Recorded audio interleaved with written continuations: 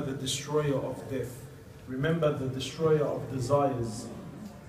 The order of our beloved Habib sallallahu alayhi wasallam is to remember death as much as one possibly can. Why is this important? Because when any one of you remembers death, he remembers the reality of this world and how short his life is. The remembrance of death puts things in perspective. In fact, it's titled as, he says, sallallahu alayhi wa sallam, he says to remember the destroyer of desires. Because any one of us living in this world, it is very natural to get caught up. You know, you're working, you're going, you're coming, you're buying, you're selling. And it's very, very easy to get caught up in this world. Natural. Wherever you go nowadays, especially living in the West, a simple journey from here to your work or from here to your house, there is da'wah wherever you go. You turn the radio on, it's calling you to something. As you're driving, every bus stop you drive past, or there's a billboard, there's a poster of something. It's calling you towards something. Da'wah is happening 24 hours of the day. You sit with your friends, there's da'wah. They're calling you to something. And in most cases, they're calling us to dunya and not to Allah. And when was the last time you were driving and you looked at a billboard or you looked at a bus stop and he told you, hey, remember Allah? It's either calling you to a product, calling you to a car, calling you to a home loan, calling you to something to keep you busy, something to keep you occupied. So very naturally, living in this world, the human being, he gets caught up. And when you do not remember death, what happens? We start to live the life that Allah subhanahu wa ta'ala doesn't want us to live. But when you remember death, and the Prophet of Allah says, increase in the remembrance of death, it keeps the person in check. It keeps the person in line. Sometimes, and this happens to everyone, myself included, sometimes you might go through a stage where, you start thinking, I want to buy a car, I want to refurnish my home, I would like to do some renovations on the house, I want to do this, I want to do that, I want to do this, I want to do that. Your heart gets carried away. Very natural. But when you remember death, you take a step back and you think, hang on, are these things that I want to do, are they really important to me? Do I really need this in my life right now? So the remembrance of death is very important for a believer. And my brothers, it's very important for those fathers to have this conversation on a regular basis with your children. Many of us will think, but he's a little kid, he's too young for this. You'll be surprised what it does. You'll be surprised what the conversation of death will do to the mind of a child. You'll be surprised what a quick visit into the cemetery does to the mind of a child. Just go there and let him ask you questions. You don't need to say anything. You let him ask questions and you answer to the best of your ability whatever he asks, and you'll be amazed with what they come up with. I took my daughter, she's 6, and my son, who was 4 at the time, right? And I took my younger daughter, she was maybe, 3 or 2 or 2.5. And the questions they started asking were just mind-boggling. So the remembrance of death is important, my brothers and sisters. Wallahi, you have no idea how small and how short your time in this world is. I came back from Hajj, I'm starting to feel like a broken record. I came back from Hajj on Saturday night. From Saturday night until today, there has been a death every single day. Every single day. For those of you that know, there's brother, he was at Hajj with me, Ahmed Dabbusi. His son died 6 years old. 6 years old in Lebanon. He was in Hajj, he finished his Hajj, him and his wife. They were going back to Lebanon to grab their kids and their family and come back to Australia. He went there, a few days later, his 6-year-old child died. My uncle the other day, 60 years old, had cancer, he died. Young brother Bakr, 33 years old in Wollongong, died 2 days ago. Brother died yesterday, Jamil, for those of you that know him, he only lives here in Greenacre. Died of cancer yesterday, about 30 years old. It's so apparent, it's so real, it's around us. But still the sickness in the heart. Why? Because we very little do we talk about death. The sickness, you know what's amazing? You ask any Muslim, practicing Muslim, far Muslim, doesn't matter. Ask any Muslim around the world, brother, sister, can you die at any moment? What is the natural thing on the tongue? Of course. What are you saying, brother? Of course we can die at any minute. But I want to ask you sincerely, are you living the life of someone that can die at any moment? By Allah, you just prayed Maghrib. Can anyone remember what the Imam read in the Salah? Did you have the khushu' that you feel is required to have an accepted Salah? Sincerely, let's be real. Because these are my own problems too. I'm not any different. I'm not any different. Sicknesses are in my own heart. Did you pray this Maghrib like it was going to be your last? You know, one of the scholars made a very interesting statement. He said, imagine you woke up today, imagine this morning when you woke up. He said, imagine you woke up this morning and the only thing you had is whatever you thanked Allah for yesterday. What did you thank Allah for yesterday? Who here thanked Allah for the ni'mah of Iman? Who thanked Him for the ni'mah of Tawheed? Who thanked Him for the ni'mah of His health, His well-being, His family, His children, the money that Allah has given you, the home that Allah has given you? My brothers, we are living a life of so negligent. And many of us have this disease that's called طول الأمل. What are you talking about, man? Yeah, I know some brothers die of cancer. This is accidental. But me, look at me, man. I'm 31. I'm fit. I'm healthy. I can walk. I can talk. I feel excellent. Death isn't coming to me. What makes you so sure? What guarantee does any one of us have? What guarantee do we have? And you know what's funny, my brothers, is yesterday I was sitting with some friends and we started mentioning the people that we know that have cancer. It's an amazing figure. People around us, people that we know, people that live in the area with cancer, young, and I'm not telling you they're old, young people. And it doesn't make sense anymore. You know, like before, if I told you, this person has cancer, naturally in your mind you would expect maybe he's old or she's old, or maybe they had a smoking habit, or maybe they were living a very unhealthy. But today it's proving otherwise.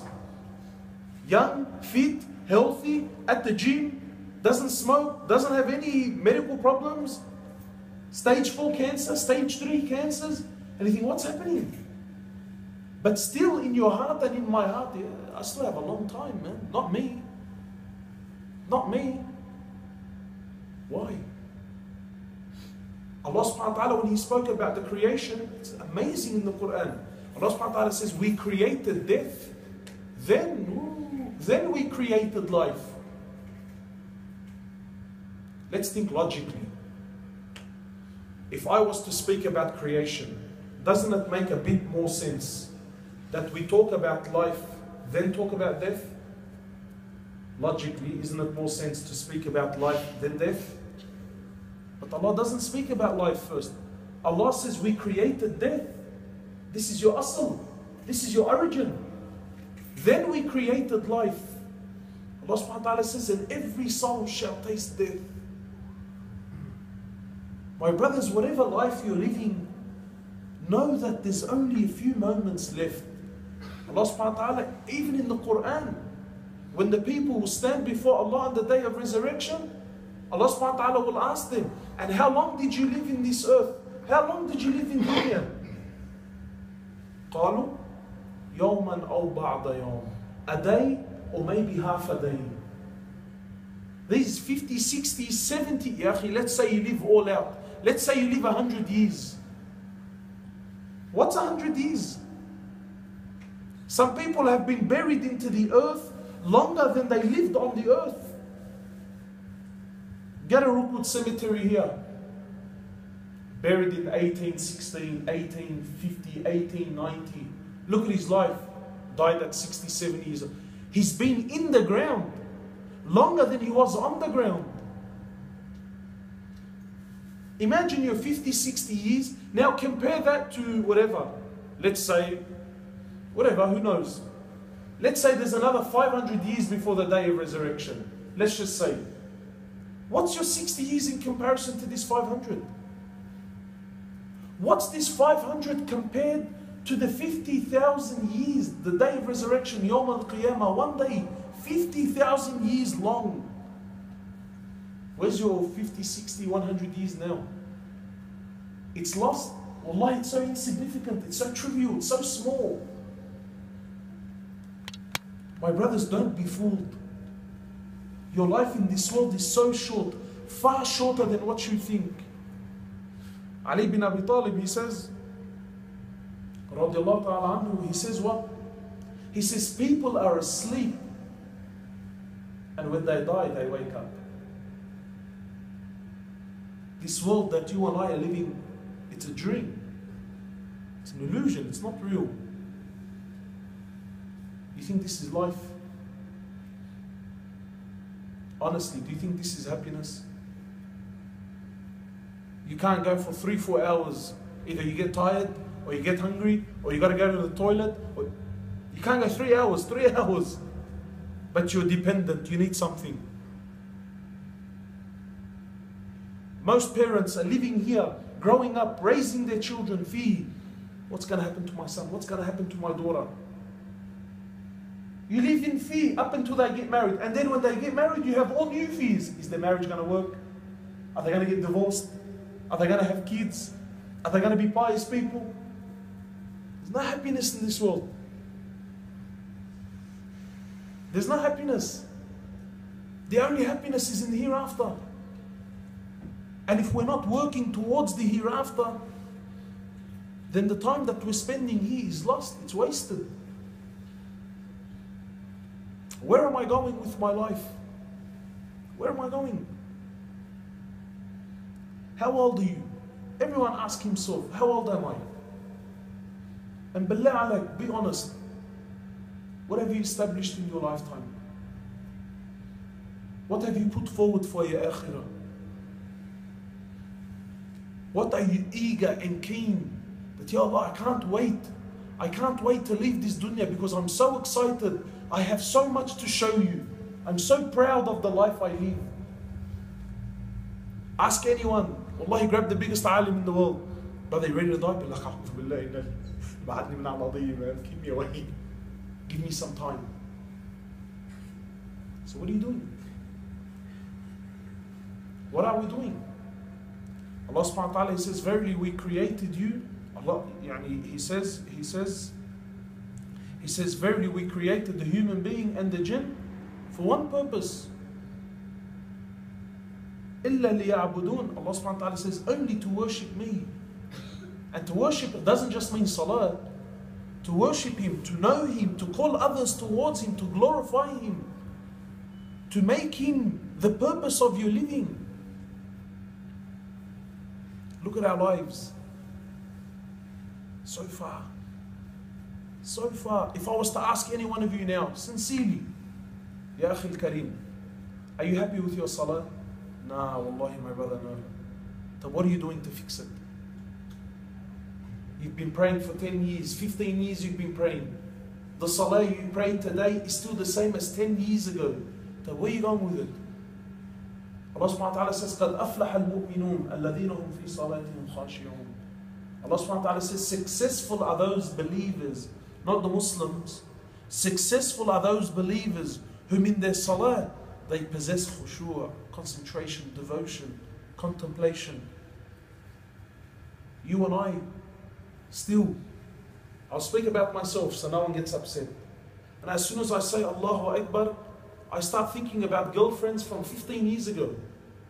I start quoting jobs. I'm crunching numbers. Where is my mom and where is my wife and what did she cook and what? I think about anything and everything except Allah. But please, you be honest. We're brothers and we're having a genuine discussion. Be honest with me. I'm a tough boy, I can take it, inshallah. If I die with this heart and this quality of salah,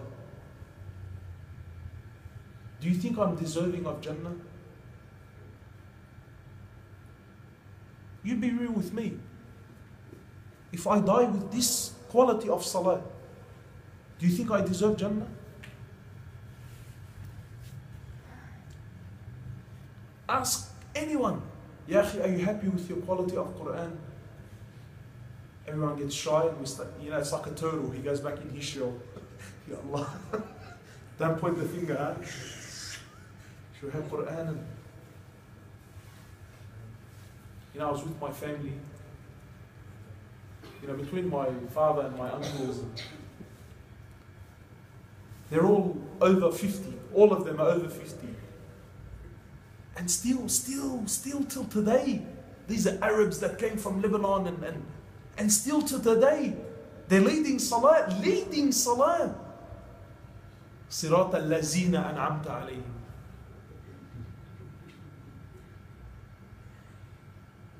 وفيك تحكي معه والله بيوصك. فيك تحكي معه والله يبي يوصك. هلا it's funny. But all his life, as-sirat al-lazina, according to most of the ulama, his salah is batil, it's incorrect. His salah is incorrect. طب يا أخي, when's the time that you're going to sit down with someone, fix your tajweed, fix your Quran? People tell you, يا أخي, والله إنه I'm shy. صار عمري 40, now I'm 40 years old. يا أخي, why are you shy? People are not shy to promote and parade that they're homosexual. People are not shy to promote and to parade. Wallahi, I've seen men, the things they do to their faces, it's so embarrassing. Yet he walks the street and he's so proud and he's so happy. Yeah? The way people dress, the way the colors, men, grown men, wearing pink. I don't understand. I've been told it's fashion. Allahu Alam. But a grown man is happy to wear pink and he'll promote it. But you're shy to stand or to sit in front of someone and tell him, hey, teach me the book of Allah. People are doing courses and starting trades at the age of 40. What's embarrassing about learning the book of Allah? What's embarrassing about that? The ulama say two people will never learn. Two people will never learn. You know who they are? The one that's too shy to ask a question, this person will never learn in his life. And the one that has arrogance, I already know. I already know. These people will never learn. We ask Allah to not make us of either of them.